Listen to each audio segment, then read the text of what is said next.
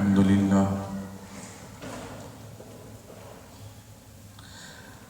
لله الذي لم يتخذ ولدا ولم يكن له شريك في الملك ولم يكن له ولي من الذل وكبره تكبيرا وأشهد أن لا إله إلا الله وحده لا شريك له وأشهد أن سيدنا وسندنا ومولانا نبينا محمدا عبده ورسوله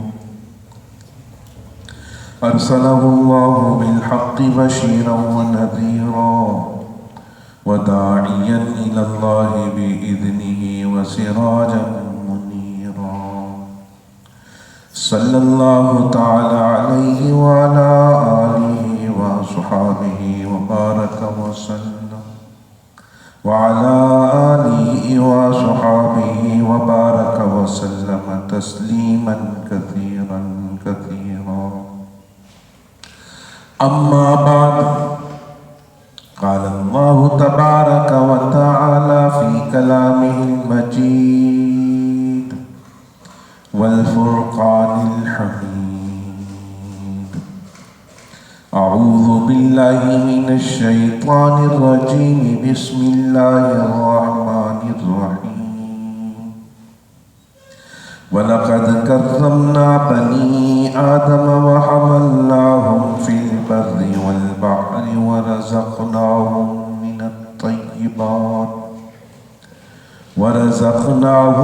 الطيبات وفضلناهم على كثير ممن خلق تفضيلا.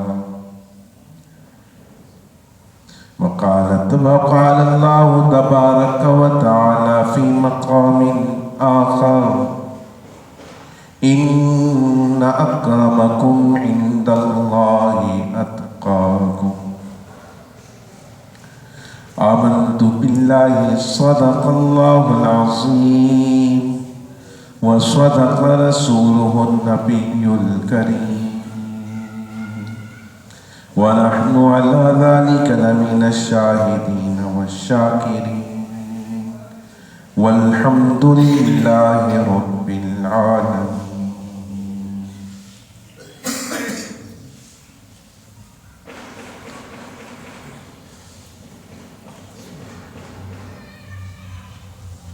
بزرگان گرامی، معززان محترم،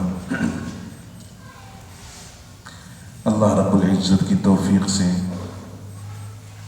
میں اور آپ اس کے گھر میں جمعہ کی نماز کے اہتمام کی غرض سے اور اس کی ادائیگی کی غرض سے یہاں حاضر ہوئے، اور یہ اللہ رب العزت کی طرف سے بہت بڑا انعام ہے کہ اس رب کائنات نے اس بھٹکتی ہوئی دنیا کی انسانیت میں سے میرا اور آپ کا انتخاب کیا کہ میں اور آپ اس رب کائنات کی ربوبیت کو پہچانتے ہوئے اس کو اپنا معبود حقیقی تسلیم کر کر، اس کی توحید کے متوالے بن کر، اس کے محبوب نبی صلی اللہ علیہ وسلم کو آخری پیغمبر، آخری نبی، آخری رسول سمجھ کر اس دین کی اتباع میں نبی آخر الزمان صلی اللہ علیہ وسلم کے بتائے ہوئے طریقے کے مطابق سر جھکانے کے لیے، عبادت کرنے کے لیے یہاں حاضر ہوں۔ اللہ تعالیٰ سے دعا کریں کہ اللہ رب العزت حق اور سچ کہنے کی توفیق عطا فرمائے، اللہ رب العزت حق اور سچ کے ساتھ زندگی بتانے والا ہم کو بنا دے، اور ہم سب کی حاضری کو شرف قبولیت عطا فرما دے۔ میرے محترم دوستو، اللہ رب العزت نے اس روئے زمین کو کتنا خوبصورت بنایا۔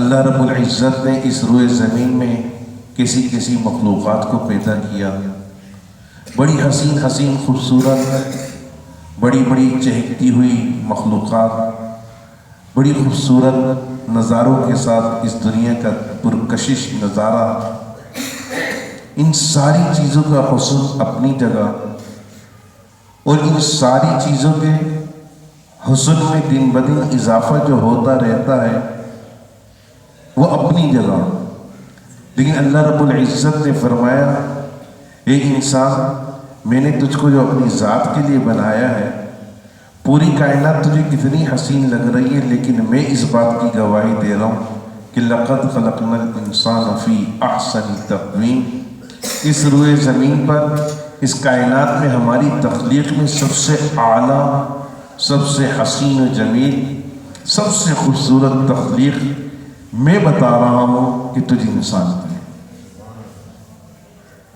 جب آدمی کو کوئی بات باور کروائی جائے نا تو اس کو بے در پہ کہا جاتا ہے تسلیم کر لے، ایک ایسی بات بتا رہا ہوں کہ تجھے حیران کر دے۔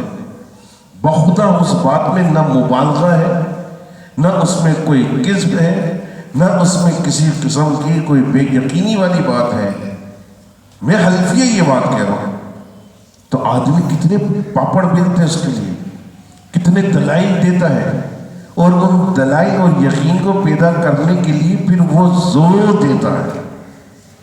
اللہ رب العزت نے دیکھیے انسان کو بتانے کے لیے، انسان کو سمجھانے کے لیے اللہ رب العزت نے قسم کیسے اٹھائی؟ والتین، تین کی قسم، والزیتون، زیتون کی قسم۔ تین سمجھتے ہیں نا، انجیر کھاتے ہیں نا ہم لوگ، قرآن میں تین کا ذکر ہے، والتین، بڑی فائدہ مند ہے۔ کبھی میرے ساتھ دفتر میں بیٹھے تو اس کے فائدے بھی آپ کو بتاؤں گا کہ تین کے فائدے کیا کیا ہیں۔ نوجوانوں کے لیے بڑا سونا ہے، اور اگر جو 50-60 سال کے ہو گئے وہ بھی اگر کھائیں تو دل بھی مضبوط ہوگا، اور جسم کے اندر ایسی مضبوطی آئی کہ کہتے ہیں کہ جس کو معدہ یا جگر کمزور ہو، روزانہ رات کو دودھ میں بھگو کے 3 دانے رکھتے ہیں انجیر کے، اور صبح نہار میں فجر کی نماز پڑھ کر جائے گھر پر، اور وہ تینوں دانے نکال کے چبا چبا کے کھاتا جائے، دودھ کا گھونٹ بھرتا جائے، پھر اپنی طاقت بھی دیکھے، اپنی قوت بھی دیکھے، اس اپنی نگاہوں کی تیزی دیکھے، اور اپنے حافظے کی قوت کو دیکھے۔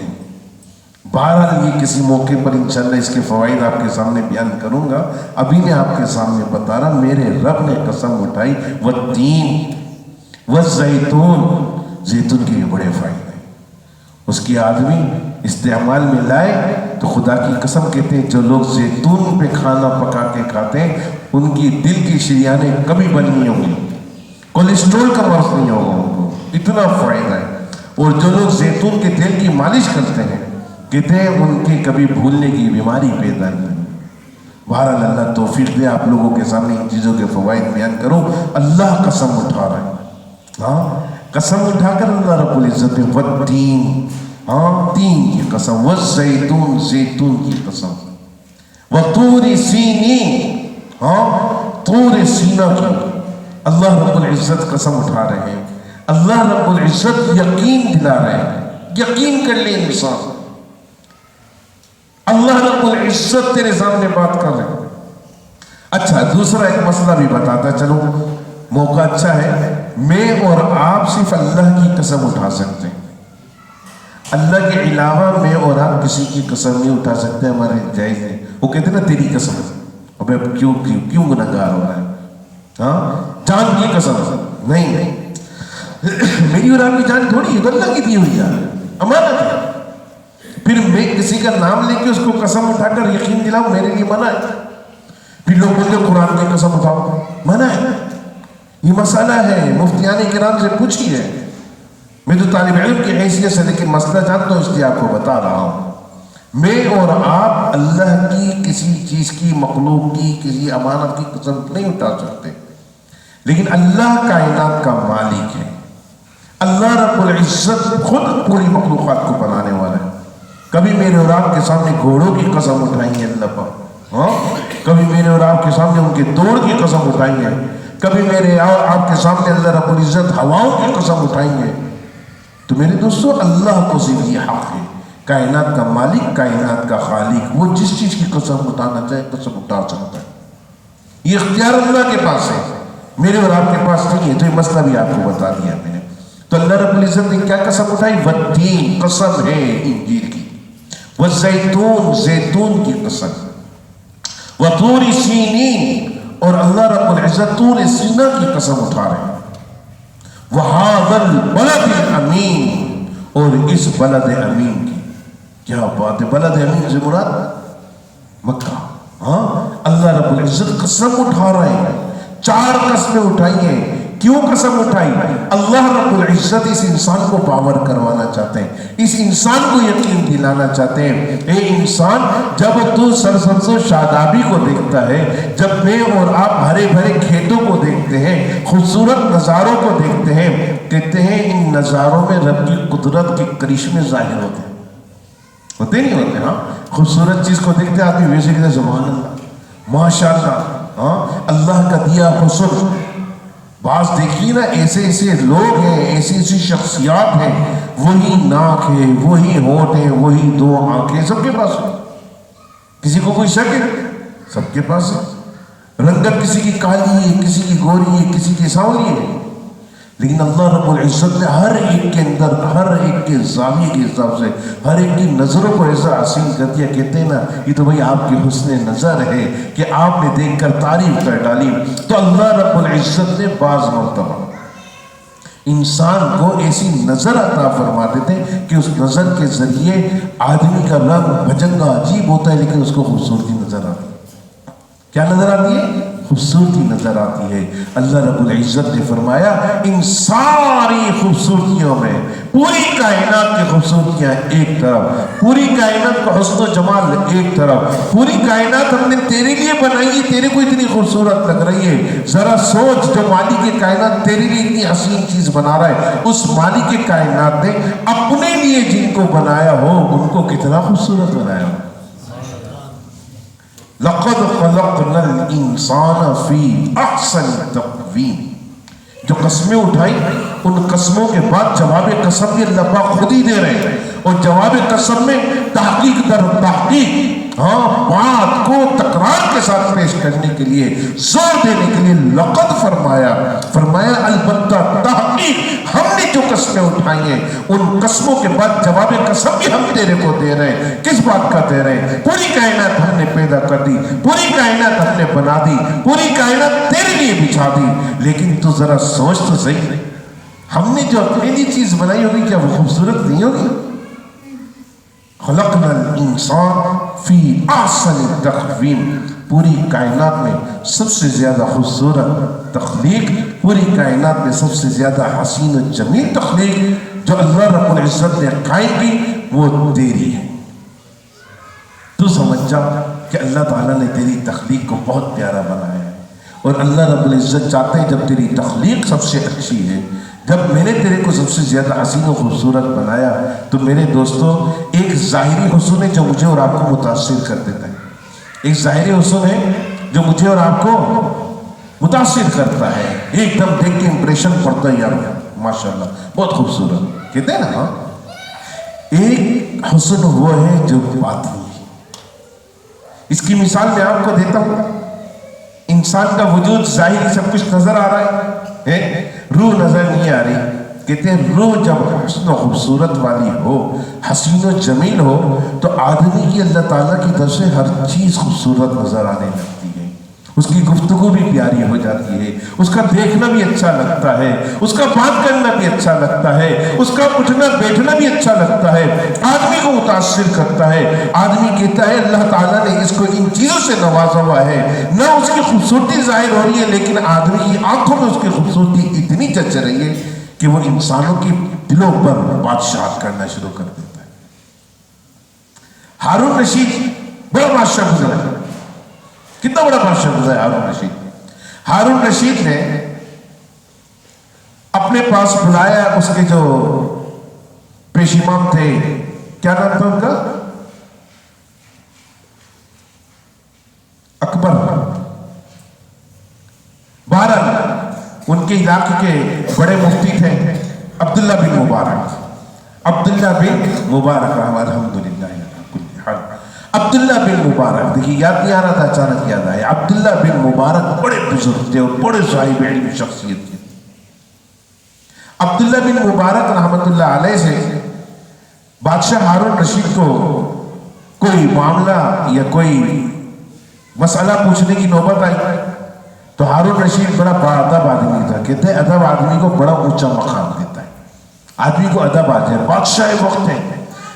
بادشاہ ہارون رشید نے اپنے دربار میں بلانا چاہا، لیکن چونکہ ہارون رشید اس بات کو جانتا تھا کہ اللہ رب العزت نے علماء کو، دیندار طبقے کو جو مقام دیا ہے، اس مقام کی بنیاد پر ان کے لیے مناسب نہیں ہے کہ بادشاہت کے محل میں ان کو بلایا جائے، بلکہ مسئلہ ایسا ہے اس مسئلے کو عام لوگوں کے سامنے پیش کیا جائے تاکہ سب کو پتہ چلے کہ بادشاہ کا مسئلہ ہے اور رعایا کے متعلق بادشاہ پوچھنا چاہ رہا ہے.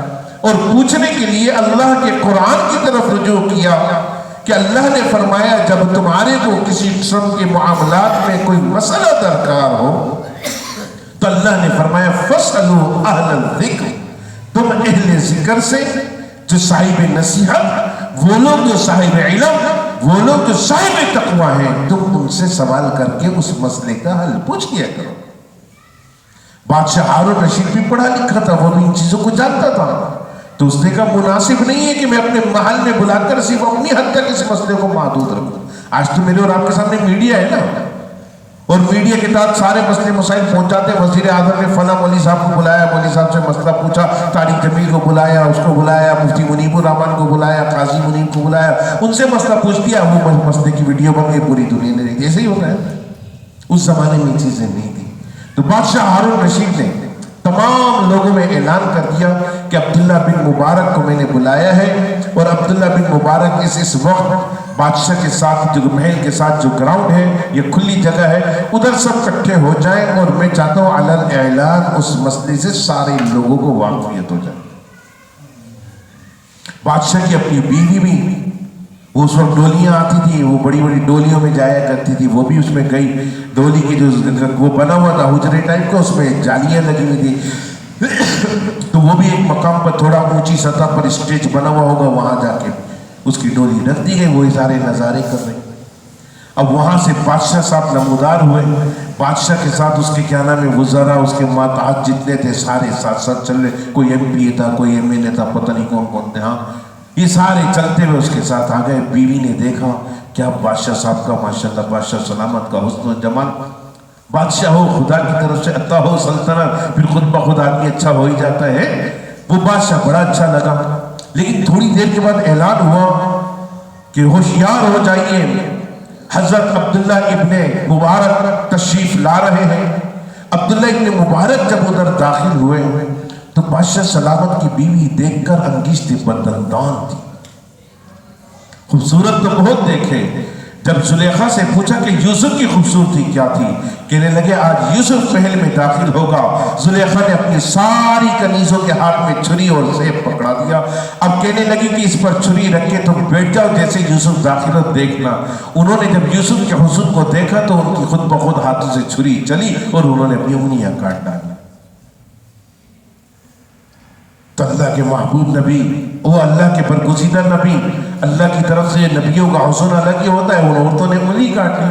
تو جب اللہ کے نبی کے علم کے وارث عبداللہ ابن مبارک داخل ہوئے تو بادشاہ کی بیوی انگیشت بدندان تھی، اپنی انگلیوں کو دانتوں میں چبا رہی تھی. اور اس نے عبداللہ بن مبارک کے ایک علمی وجاہت کو جب دیکھا، ان کے جب جلال کو دیکھا، ان کے انداز چلنے کو دیکھا، اور انداز چلنے کا اپنی جگہ ان کی ہر چیز بول رہی تھی، ایک صاحب علم شخصیت چل کر آ رہی ہے. اس نے جب دیکھا کہ حضرت کے ساتھ اتنے لوگ چلے آ رہے ہیں اتنی وافر مقدار میں، میرا شوہر بادشاہ وقت تھا، اس کے ساتھ چند اس کے لوگ تھے، وہ بھی وہ لوگ تھے جو اس کے خریدے ہوئے، ان کو تنخواہیں دینے والا تھا، وہی لوگ اس کے ساتھ تھے، باقی کوئی اس کے ساتھ نہیں تھا. یہ عبداللہ بن مبارک کیا چیز ہے کہ اب بادشاہ سے بڑا اس کے پاس کیا نام ہے عہدہ ہے؟ کیا یہ بادشاہ سے بڑا مرتبہ رکھتا ہے کہ اس کے ساتھ اتنے لوگ پیچھے پیچھے آ رہے ہیں، وہ لوگوں کی قطار ختم نہیں ہو رہی. عبداللہ بن مبارک کو اتنا احترام کی نگاہ سے دیکھا جا رہا ہے، اتنا اکرام کیا جا رہا ہے. بادشاہ کا بھی اتنا اکرام نہیں کیا. آخر وجہ کیا ہے؟ بہرحال جو بھی مسئلہ تھا وہ مسئلہ ختم ہوا. بیوی کی گھر چلی گئی. بادشاہ سلامت جب گھر پر آئے تو ہارون رشید سے اس کی بیوی نے کہا حضور اس وقت آپ سے بڑا کسی کا مرتبہ ہے؟ انہوں نے کہا نہیں میں بادشاہ وقت تو کیسے ہو سکتا ہے کسی کا مرتبہ، اللہ نے مجھے یہ مرتبہ دیا۔ تو کہنے لگی آپ کے ساتھ تو چند لوگ ساتھ ساتھ چل رہے تھے، عبداللہ بن مبارک کے ساتھ تو اتنے لوگ تھے کہ جب تک وہ اپنی کیا نام ہے نشست پہ آ کر نہیں بیٹھے اس وقت تک عبداللہ بن مبارک کے تمام لوگ جو ہے نا ان کے پیچھے پیچھے چلتے رہے۔ کوئی ان کی کیا نام ہے جوتیاں اٹھانے کی کوشش کر رہا، کوئی ان کے رومال پر ہاتھ رکھ رہا، کوئی ان کے ہاتھوں کو تھام رہا، کوئی ان کے قمیض کے پلوں کو تھام رہا۔ اتنا ان کا احترام، اتنا اکرام کیوں؟ تو بادشاہ ہارون رشید نے جو جواب دیا تاریخ نے سنہری الفاظ کے ساتھ اس کو درج کیا، تحریر کر کے ہمارے لیے چھوڑ دیا۔ ہارون رشید نے کیا کہا؟ ہارون رشید کہنے لگا کہ میں ایک سلطنت کا بادشاہ بن کے لوگوں کے اوپر حکمرانی کر رہا ہوں، لیکن عبداللہ بن مبارک اللہ نے جو ان کو مقام علمی دیا ہے اس علمی مقام، اس گفتگو کی بنیاد پر وہ لوگوں کے دلوں پر بادشاہت کر رہا ہے، وہ لوگوں کے دلوں پر بادشاہت کر رہا ہے۔ تو میرے دوستو میں آپ کے سامنے اس بات کو ذکر کر رہا تھا کہ اللہ رب العزت کی طرف سے کائنات انسانیت کو جو مقام ملا وہ کائنات انسانیت کے علاوہ پوری کسی دنیا کی مخلوق کو نہیں ملا۔ اور یہ مقام اللہ نے کیوں دیا؟ اس لیے دیا کہ یہ انسان ہمارا ہے، اور اس انسان کو پھر اللہ نے اشرف بنا ڈالا، اور پھر فرمایا وہ انسان جب اچھے اعمال کے ساتھ چلتا ہے تو اس کے اندر سے ایک ظاہری تو تمہارے کو نظر آ رہا ہے سب کچھ ہے، لیکن اس کے باطن کے اندر سے ایک ایسی مہک نکل رہی ہے، ایک ایسے پھول نکل رہے ہیں جو لوگوں کے دلوں پر حکمرانی کرنا جانتے ہیں۔ تو میرے پیاروں ظاہری حسن تو سب کو نظر آ رہا ہے، باطنی حسن پیدا کس طرح ہوگا اور باطنی حسن کیسے ظاہر ہوگا؟ فرمایا باطنی حسن تمہاری روح سے ہے، اور اس باطنی حسن کے لیے اللہ رب العزت نے بندہ مومن کو اپنی یاد کے ساتھ جوڑا۔ بندہ مومن کو اللہ تعالیٰ نے اپنی یاد کے ساتھ جڑنے کے لیے قرآن مجید عطا کر دیا، اور اللہ رب العزت نے اپنے آگے سر جھکانے کی جو اس کو توفیق دی ہے وہ اس لیے دیے کہ تیرا باطن بھی حسین بن جائے، اور جب تو اللہ کے آگے سر جھکانے والا، پابندی کے ساتھ، اخلاص نیت کے ساتھ نماز پڑھنے والا اور نیک اعمال کرنے والا بن جائے گا تو یاد رکھیو تیری زبان بھی اللہ تعالیٰ ایسی پاکیزہ بنا دیں گے کہ تیری سوچ اور تیرے دل کے اندر کے باطن کی خوبصورتی کو پیش کرنے کے لیے تیری زبان چلے گی، اور اس زبان سے صرف اللہ کی ذکر، اللہ کی یاد، محمد رسول اللہ کی رسالت، آپ کے بتائے ہوئے دین اور آپ کے طریقوں کو پیش کرتے رہیں گے۔ میرے دوستو یہ اللہ رب العزت کی طرف سے ہے، یاد رکھیے گا۔ نماز کون سی اچھی؟ فرمایا ان الصلاۃ تنہی عن الفحشاء والمنکر، نماز وہ اچھی کہ جو تمہاری زبان کو بھی پاکیزہ بنا لے اور تمہاری سوچ کو بھی پاکیزہ بنا لے اور تم کو فحش اور منکرات سے بچا دے۔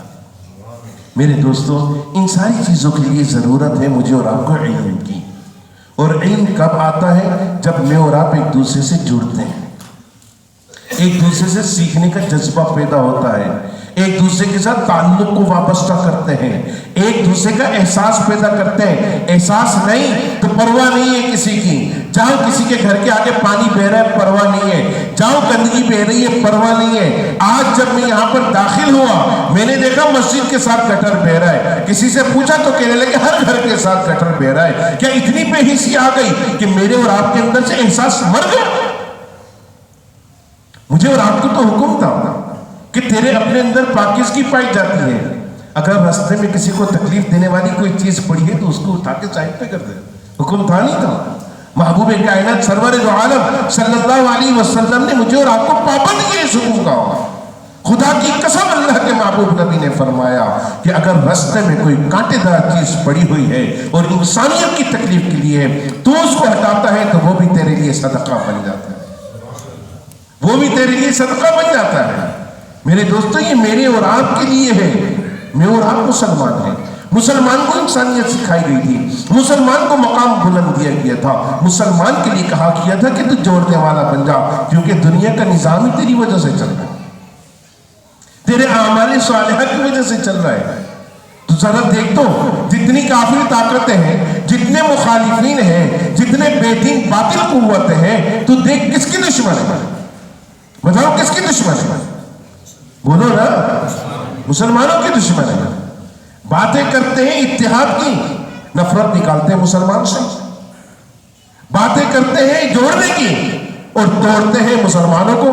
कभी फलस्तीन, कभी इराक, कभी शाम, कभी तो कुवैत, कभी कहां। आज मेरे और आपके सामने इतना बड़ा मामला हो जाए, बात करते हैं इत्तेहाद उम्मत की, बात करते हैं इंसानियत को जोड़ने की, और वहां पर हलाकत के लिए जो असबाब है उन तमाम असबाबों को बरूए कार लाकर मुसलमानों को बर्बाद करने की सोचते रहते। क्यों? पता तो चले ना, मुसलमान का जो सबक है मुसलमान उस सबक को भूला हुआ है। मुसलमान को जो सबक दिया था मुसलमान ने उस सबक को भुला दिया। मुसलमान कैसे उस सबक को याद करेगा कि मुसलमान खुराफात में पड़ गया।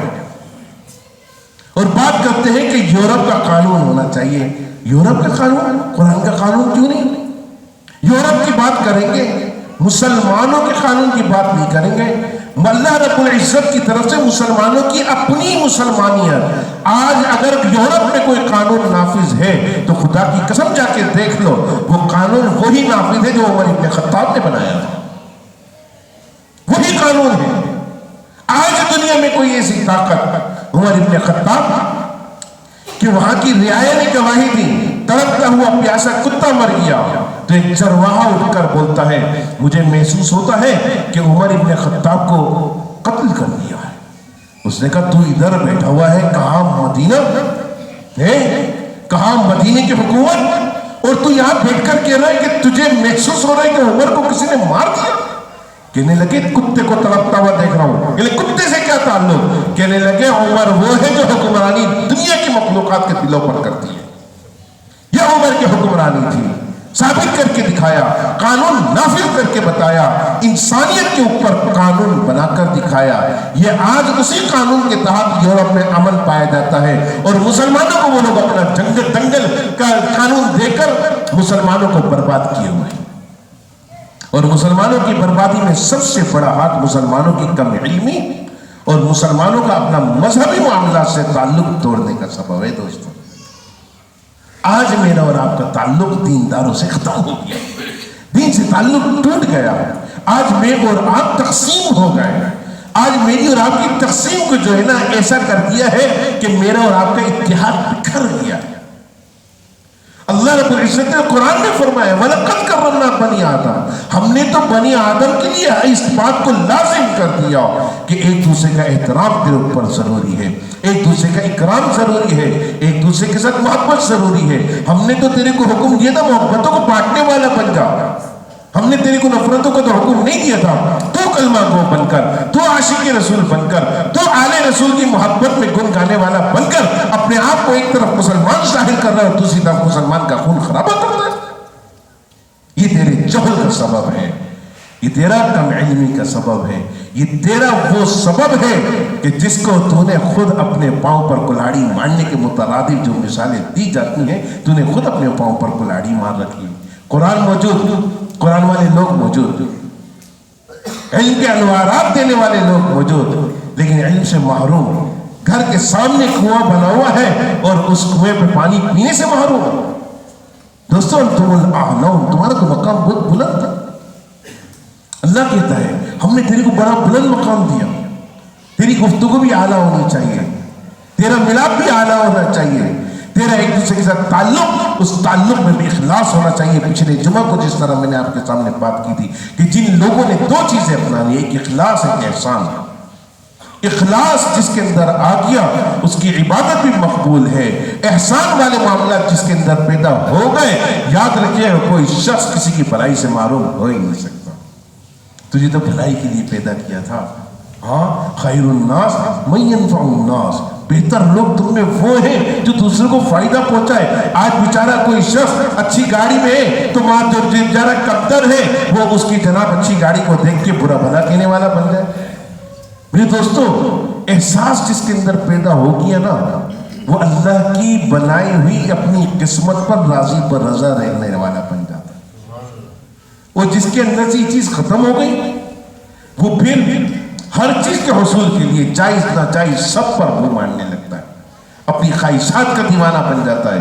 इंसानियत का खून बहाना पड़े, इंसानियत को खत्म कर देना पड़े, इंसानियत को मार देना पड़े तो कहने लगा वो भी सब कुछ कर जाऊंगा। याद रखिएगा, अंदर अच्छा है तो बाहर सब कुछ अच्छा आएगा। ایک گلاس میں پانی ڈالا جائے، ایک گلاس میں پانی ڈالا جائے، جگ سے پانی اس میں ڈالیں آپ، وہ پانی بھر جائے تو گلاس سے باہر کیا گرے گا؟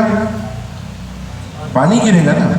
اس کے اندر پانی ہے تو پانی بھرے گا، پانی بھرے گا تو پانی بھرنے کے بعد پانی ہی گرے گا، کچھ اور نہیں گرے گا۔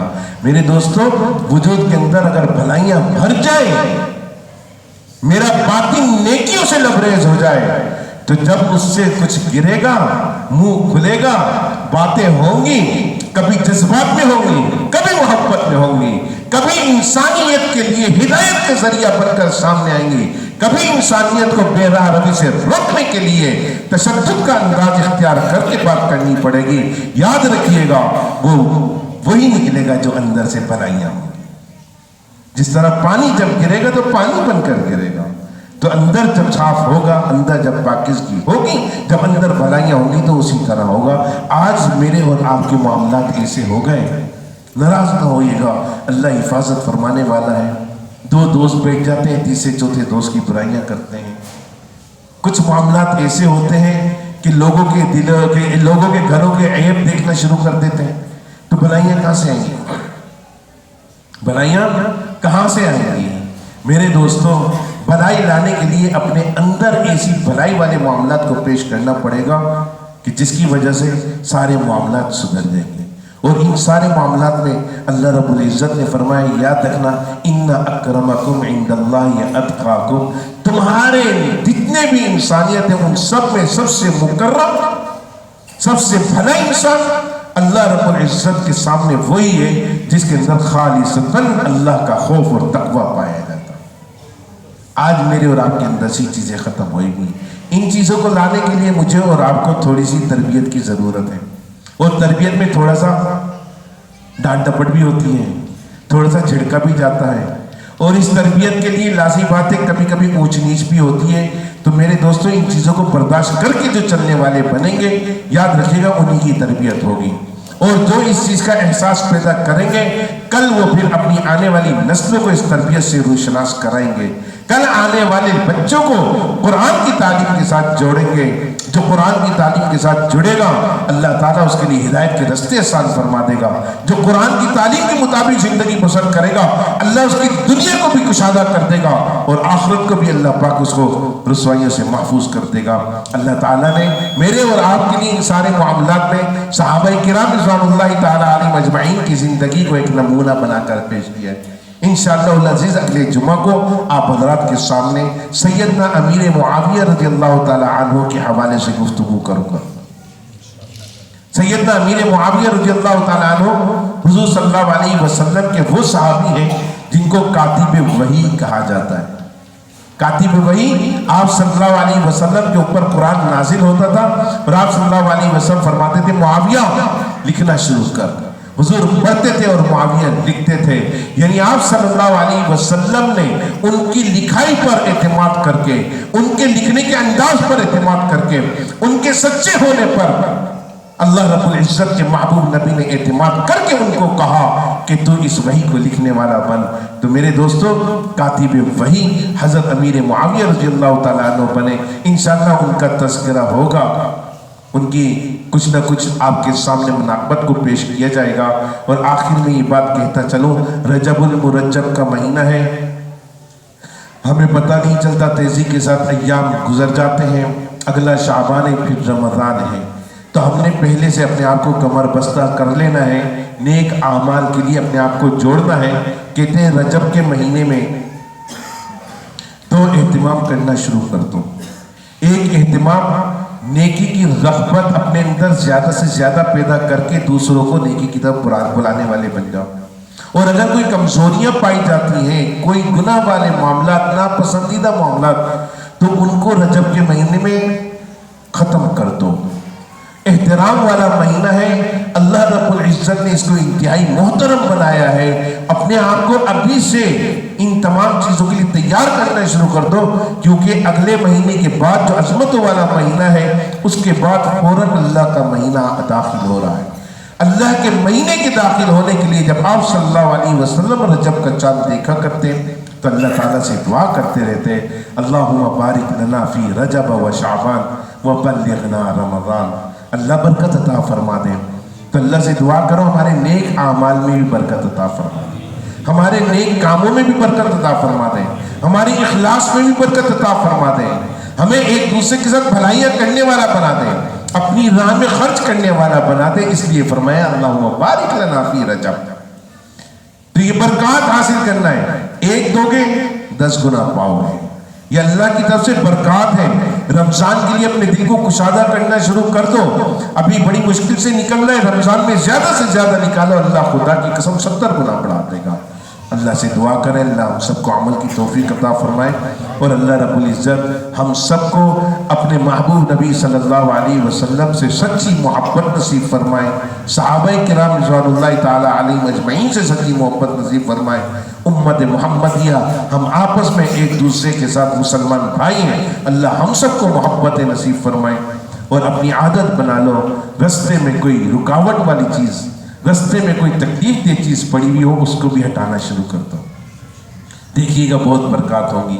اللہ عمل کی توفیق عطا فرمائے۔ اور میں تمام سوسائٹی والوں کو ذرا متوجہ کرنا چاہتا ہوں، سوسائٹی والے حضرات بالخصوص اسد اللہ بھائی، آپ لوگ بھائی شاہ بلیغ الدین، ذرا دیکھو اگر یہ پانی اسی طرح سیوریج کا بہتا رہا تو بجائے خوشبوؤں کے بدبوئیں پھوٹیں، اس کے لیے فوری انتظام کیا جائے، اس کے لیے فکر مند ہوا جائے۔ میں تو پچھلے تقریباً 4-5 دن سے اپنے معمولات میں نہیں تھا، میں کسی کے ورک شاپ تھی اس میں کیا ہوا تھا، ابھی صبح واپس آیا ہوں آج ہی، اللہ رب العزت توفیق دے تو آج میں ادھر آیا، پورا ہفتہ نہیں آ سکا تھا۔